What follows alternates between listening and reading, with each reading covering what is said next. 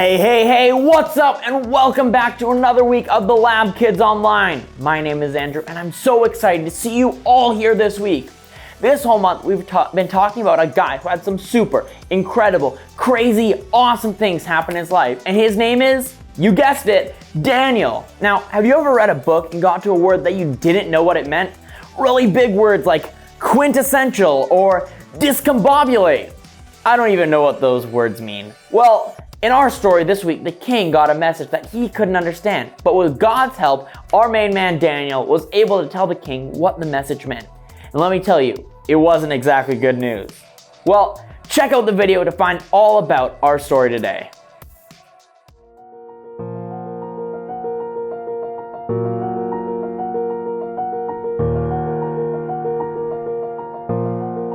Many years passed, and Daniel, now an older man, was still in service to the kingdom of Babylon, when a new king, Belshazzar, came into power.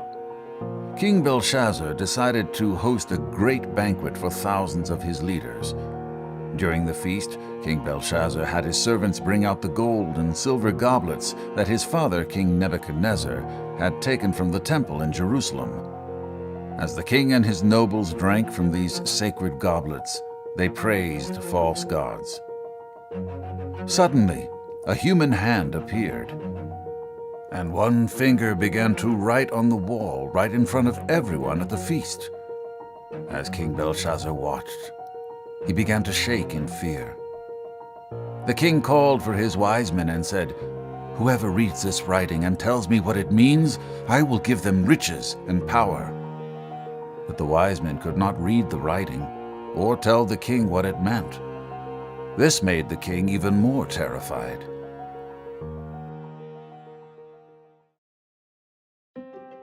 Hearing the commotion, the queen came into the banquet hall and said, "Don't be alarmed. There is a man who can help you.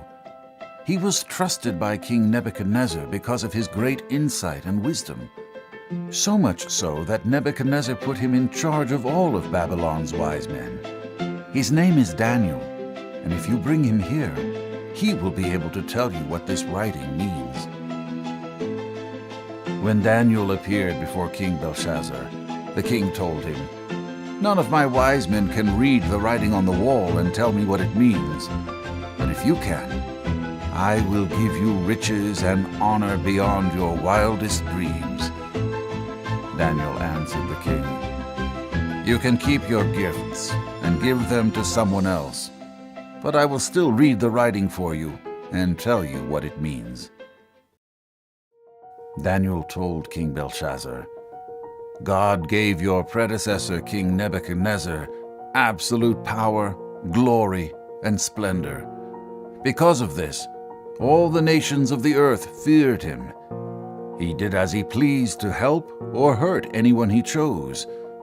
But Nebuchadnezzar became proud and arrogant, so God stripped him of his throne and his power. Only after this did King Nebuchadnezzar acknowledge that God alone is king over all the earth.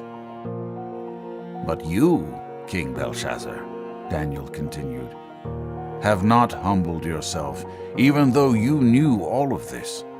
Instead, you have become proud and honored yourself above God. When you brought out the goblets from God's temple, you drank from them and praised false gods who cannot see or hear or understand. In all of this, you did not honor God or his hand in your life. Because of this, God sent the hand and wrote the inscription." "My king," Daniel said, "this the inscription says, Mene, Mene, Tekel, Parsin." Mene means numbered. God has numbered your days and brought them to an end. Tekel means weighed. You have been weighed on the scales, and you have been found wanting. Parsin means divided. Your kingdom is divided and will be given to the Medes and Persians. Just as the king had promised, Daniel was dressed in wealth. That very night, King Belshazzar was killed, and his kingdom was given over to another ruler.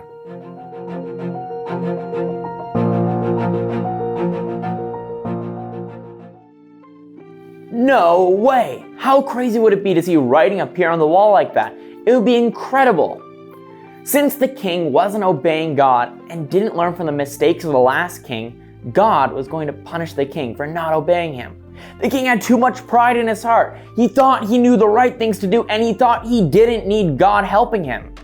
He made a huge mistake because he didn't have humility to listen to God's direction in his life, and because of that, his whole kingdom suffered. There wasn't enough food for the people. The people were really struggling. So God brought an end to the king's leadership because he was proud. Who here ever has an issue with pride? I think it's easy for us all to have an issue with that from time to time. I certainly do. We have pride when we think we can do things on our own without God's help.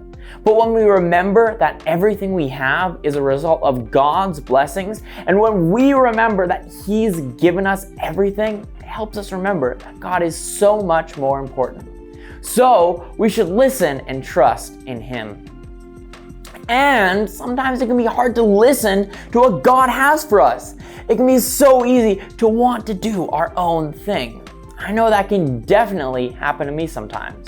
But as we can see from the story, things don't go well when we ignore what God has for us. It's so important to know that God has the best plans for our lives. Trust in that and listen to Him. Let's pray. Dear God, I pray that you'd help us to trust in you always and follow your ways, because we know that you are so much more incredible than we could ever be. God, help us to listen to you. Help us to tune our hearts to hear your voice. Hear and pray. Amen. Well, that's all we have for the Lab Online today. Check us out next week, back here online or in one of our 3 in-person campuses. We'd love to see you. Have a fantastic rest of your week. Bye!